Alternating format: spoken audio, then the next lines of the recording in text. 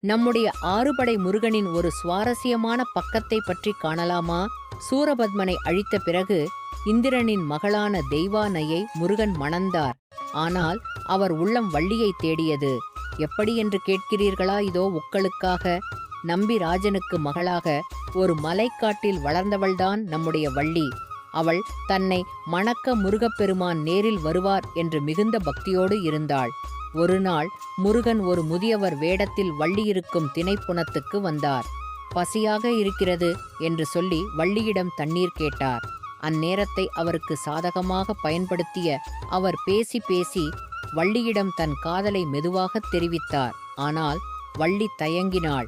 அப்போது செய்வதறியாத முருகன் தன் அண்ணனான விநாயகப் பெருமானை வேண்டினார். விநாயகர் ஒரு பெரிய மத யானை உருவம் எடுத்து வள்ளியை துரத்திக் கொண்டு வந்தார். பயந்து போன வள்ளி முதியவர் அதாவது முருகன் பின்னாலேயே ஓடி ஒளிந்து கொண்டாள். என்னை காப்பாற்றினால் நான் உங்களை மணக்கிறேன் என்றாள். முருகனும் அவர் அண்ணனிடமிருந்து வள்ளியை காப்பாற்றுவது போல செய்து இறுதியில் வள்ளியின் மனதில் இடம் பிடித்தார். இப்படி பயத்தின் வழியாக தன் பக்தியைச் சோதித்து வள்ளிக்கு தன் அருளை வழங்கினார் முருகன். இதைத் தொடர்ந்து வள்ளியை கரம் பிடித்தார். இது இறைவன் பக்தனை தேடி வந்து காதல் மற்றும் கருணையின் மூலம் ஞானத்தை அளிக்கும் ஒரு அழகிய தத்துவம்.